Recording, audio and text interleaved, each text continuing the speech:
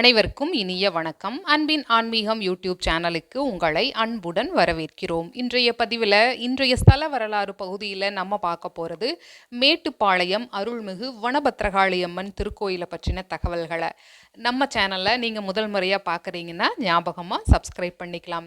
மேற்கு தொடர்ச்சி மலையோட அடிவாரத்தில் பவானியோட ஆற்றங்கரையில் காடுகள் நிறைந்த ஒரு அழகான பகுதியில் தனக்கென தனி சாம்ராஜ்யத்தை ஏற்படுத்திட்டு தன்னை நாடி வரக்கூடிய பக்தர்களின் குறைகளை தீர்த்து வருகிறாள் மேட்டுப்பாளையம் தேக்கம்பட்டி அருள்மிகு வனபத்ரகாளி அம்மன். இந்த திருக்கோயிலுக்கு ஒரு புராண வரலாறு சொல்லப்படுது. அது என்னன்னா, முன்பொரு காலத்துல சிவபெருமான் கிட்ட இருந்து பல்வேறு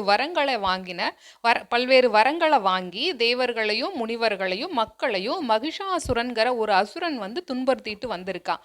இவனை அழிப்பதற்காக அம்பாள் சிவபெருமானை நினைத்து தியானம் பண்ணி பூஜை செய்து அதுக்கப்புறம் அந்த அசுரனை அழிச்சிருக்கா.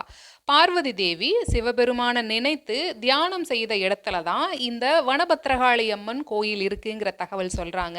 வனப்பகுதிக்குள்ள இருக்கிறதுனால வனபத்ரகாளி அம்மன் பெயரும் வந்திருக்கு.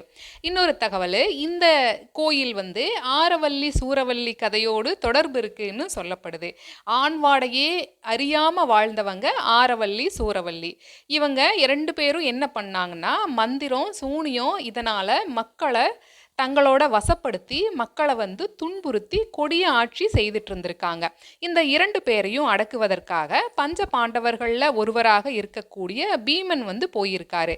ஆனால் ஆரவல்லி சூரவல்லி கிட்ட பீமன் அகப்பட்டுக்கிறாரு. அதுக்கப்புறமா கிருஷ்ண பகவான் தான் அவரை காப்பாற்றியிருக்காரு. அதுக்கப்புறம் என்ன நடந்துச்சுன்னா, பாண்டவர்களோட உறவினர்னு சொல்லப்படுறவர் அல்லிமுத்துங்கிறவர். அந்த அல்லிமுத்து இந்த 2 சூனியக்காரிகளையும் அடக்கிறதுக்கு அனுப்பி வைக்கிறாங்க. அல்லிமுத்து இந்த ஸ்தலத்தோட வனபத்ரகாளி அம்மனை வழிபட்டு அந்த சூனியக்காரிகளோட கொட்டத்தை அடக்கினார்னு சொல்லப்படுது. இந்த கோயிலுக்கு நிறைய சிறப்பம்சங்கள் இருக்கு. இந்த திருத்தலத்தோட அம்மன் சுயம்பு மூர்த்தியாக அருள் பாலிக்கிறார். அந்த பகுதியில் இருக்கக்கூடிய மக்கள் புதிதாக வாகனம் வாங்கினாங்கன்னா இந்த கோவிலில் பூஜை செய்து அதற்கு பிறகுதான் அதை பயன்படுத்துகிறாங்க. அது மட்டும் இல்லாமல் இன்னொரு தகவல், இப்போ பகாசுரன் பீமன் ஆகியோர் இந்த கோவிலோட காவல் தெய்வங்களாக இருக்காங்க. இவங்களுக்கு இடையில குந்தி தேவி ஒரு குழந்தையோடு அமர்ந்திருக்கக்கூடிய சிலை ஒன்றும் இருக்குது. இந்த திருக்கோவிலில் இருந்து 200 மீட்டர் தொலைவில் பவானி ஆற்றோட படித்துறையில் விநாயகர் கோயில் இருக்குது. இப்போது பவானி ஆற்றில் வெற்றிலை மீது கற்பூரத்தை ஏற்றி ஆற்றில் விடுவது இந்த கோவிலில் இருக்கக்கூடிய மரபாக இருக்குது. அதுக்கப்புறம் கொஞ்சம் தூரம் நடந்து வந்தால் நாகதேவதை காட்சி தர்றா. அங்கே பூ கேட்டு அனுமதி கேட்கக்கூடிய வழக்கம் இருக்குது. புதிதாக தொழில் தொடங்குறதா இருந்தாலும் சரி, இல்லாட்டி இல்லத்தில் சுபகாரியங்கள் திருமணம் போன்ற நிகழ்வுகள் நடத்தலாமா அப்படின்ட்டு சுவாமி முன்பாக பூ போட்டு பார்த்து உத்தரவு கேட்கக்கூடிய வழக்கம் இந்த திருக்கோயிலில் இருக்குது. வனபத்ரகாளி அம்மன் தேக்கம்பட்டி வனபத்ரகாளி அம்மன்னு சொன்னாலே நிறையா பேர்த்துக்கு கெடாவெட்டு தான் ஞாபகத்துக்கு வரும். அம்மனுக்கு உகந்ததாக கருதப்படக்கூடிய ஆடு பலியிடுதல் நிகழ்வு ஒவ்வொரு வாரமும் ஞாயிறு செவ்வாய் புதன் ஆகிய நாட்களில் இங்கே நடைபெறுது. ஒரு வாரத்திற்கு சுமார் 300 இருந்து 400 கிடா வரைக்குமே அம்மனுக்கு பலியிடப்படுறதா சொல்கிறாங்க. ஒரு வருஷத்துக்கு சுமார் 15,000க்கும் மேற்பட்ட கிடா இங்கே வெட்டப்படுதுங்கிற தகவலும் சொல்கிறாங்க. இந்த திருக்கோவிலோட ஸ்தல மரமாக துரத்தி மரம் இருக்குது. குழந்தை வரம் வேணுங்கிறவங்க இந்த மரக்கிளையோட நுனியில் ஒரு கல்லை வச்சு தொட்டில் கட்டிட்டு வர்றாங்க. அப்புறம் இங்கே நடக்கக்கூடிய திருவிழா என்னன்னா, ஆடி மாதத்தில் குண்டம் இறங்குதல் நிகழ்வு மிகவும் சிறப்பாக நடைபெறும். இந்த திருக்கோயிலுக்கு இன்னொரு சிறப்பு, செய்வினை பில்லி சூனியம் இதனால் பாதிக்கப்பட்டவங்க இந்த கோவிலுக்கு ஒரு முறை அம்மனை மனமுருக வேண்டிட்டா அத்தகைய கோளாறு எல்லாமே தீரும்னு சொல்லியிருக்காங்க.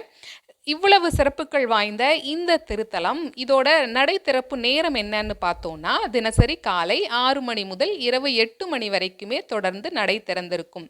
அமாவாசை நாட்களில் காலையில் 5 மணி முதல் இரவு 8:30 மணி வரைக்கும் பக்தர்கள் சுவாமி தரிசனம் செய்யலாம். இவ்வளவு சிறப்புகள் மிக்க இந்த திருக்கோயில் எங்கே இருக்குன்னு பார்த்தோம்னா, கோயம்புத்தூர் மாவட்டம் மேட்டுப்பாளையம்னா ஊட்டி போகிற வழியில் இருக்கிற மேட்டுப்பாளையம். அந்த மேட்டுப்பாளையத்தில் இருந்து சுமார் 6 கிலோமீட்டர் தொலைவில் வனபத்திரகாளி அம்மன் கோவில் இருக்குது. மேட்டுப்பாளையத்தில் இருந்து பேருந்து வசதியும் இருக்குது, ஆட்டோ வசதியும் இருக்குங்கிற தகவலை சொல்லியிருக்காங்க. இவ்வளவு சிறப்புகள் வாய்ந்த மேட்டுப்பாளையம் அருள்மிகு வனபத்திரகாளி அம்மன் திருக்கோவில், அந்த கோவிலை பார்த்தாவே இன்னும் இங்கே கொஞ்சம் நேரம் இருக்கலாம் அப்படிங்கிற ஒரு அழகான இயற்கை சூழல் அங்கே இருக்கு.